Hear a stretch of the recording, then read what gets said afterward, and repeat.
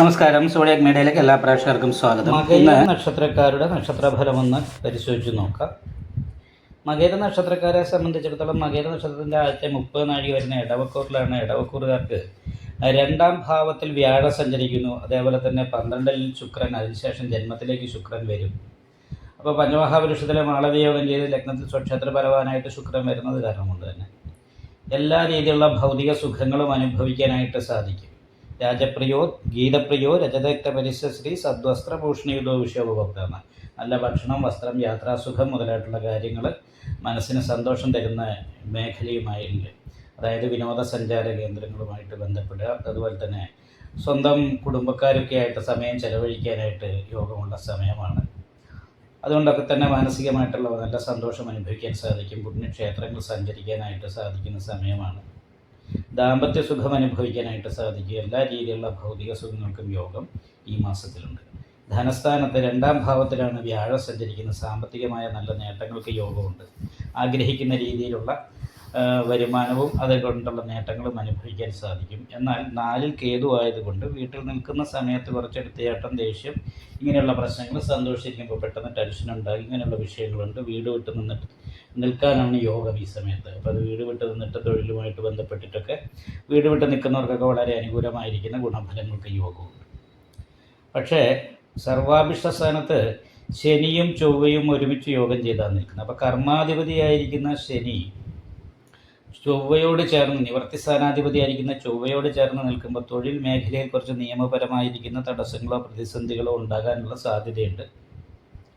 സർവാഭിഷ്ട സ്ഥാനത്ത് തന്നെയാണ് ശനി നിൽക്കുന്നത്. അത് കാരണം കൊണ്ട് തന്നെ നിപുണായോഗം ചെയ്ത ആദിത്യനും ബുധനും കൂടെയുണ്ട്. പക്ഷേ ഒരു ചതുർഗ്രഹ യോഗം എന്ന് പറയുന്ന ഒരവസ്ഥയാണുള്ളത്.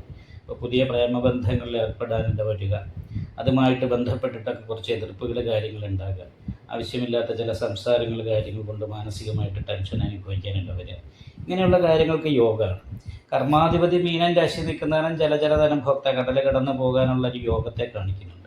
പക്ഷേ നിയമപരമായ എന്തെങ്കിലും കേസ് പോലെയുള്ള കാര്യങ്ങളോ മൂന്നാമതൊരാളുടെ നേതൃത്വത്തിൽ പറഞ്ഞു തീർക്കപ്പെടേണ്ടതായിരിക്കുന്ന വിഷയങ്ങളോ ഉണ്ടാകാനുള്ള സാധ്യതയുണ്ട്.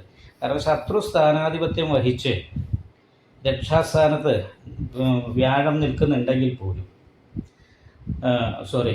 ലഗ്നാധിപതിയായിരിക്കുന്ന ശുക്രൻ 6ാം ഭാവാധിപത്യം കൂടി ചെയ്തിട്ടാണ് നിൽക്കുന്നത്. അപ്പോൾ അവനവൻ്റെ ശ്രദ്ധക്കുറവ് കൊണ്ടുള്ള ചെറിയ തടസ്സങ്ങളും പ്രതിസന്ധികളും ഉണ്ടാവുകയും അത് കാരണം കൊണ്ട് സഹായികളായിരിക്കുന്ന വ്യക്തികൾ, സുഹൃത്തുക്കൾ, ഇവർക്ക് മാനസികമായിട്ട് ബുദ്ധിമുട്ട്, വിഷമങ്ങൾ ഉണ്ടാകാനിട വരികയൊക്കെ ചെയ്യാം.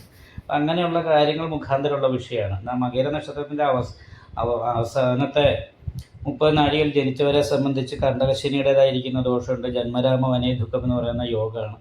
ജന്മത്തിലാണ് വ്യാഴം സഞ്ചരിക്കുന്നത്. ഇപ്പോൾ വ്യാഴപ്പഴമുണ്ട്. വിഷ്ണു ക്ഷേത്രത്തിൽ നെയ്വിളക്ക്, ഭാഗ്യസുക്താർത്ഥന, അയ്യപ്പ ക്ഷേത്രത്തിൽ നീരാഞ്ജനം വഴിപാട്, ശിവക്ഷേത്രത്തിൽ യഥാശക്തി വഴിപാട് ചെയ്യണം. നല്ല രീതിയിലുള്ള പ്രാർത്ഥന ഉണ്ടാകണം. ഗണപതി ഹോമം ചെയ്യണം. ഇങ്ങനെയുള്ള പരിഹാരങ്ങളൊക്കെ ചെയ്തിട്ട് നല്ല രീതിയിൽ പ്രാർത്ഥനയുണ്ടെങ്കിൽ മകര നക്ഷത്രത്തിൻ്റെ അവസാനത്തെ 30 നാഴികയിൽ ജനിച്ചവരെ സംബന്ധിച്ച് അനുകൂലമായിരിക്കുന്ന ഗുണഫലങ്ങൾ ഉണ്ടാകാനായിട്ട് സാധ്യതയുള്ളൂ. ഈ വീഡിയോ ഇഷ്ടപ്പെട്ടാൽ ലൈക്ക് ചെയ്യുക. നിങ്ങളുടെ അഭിപ്രായങ്ങൾ കമൻറ്റ് ചെയ്യാം. ജ്യോതിഷവുമായി ബന്ധപ്പെട്ട കൂടുതൽ കാര്യങ്ങൾ അറിയാൻ ഈ ചാനൽ സബ്സ്ക്രൈബ് ചെയ്യുക.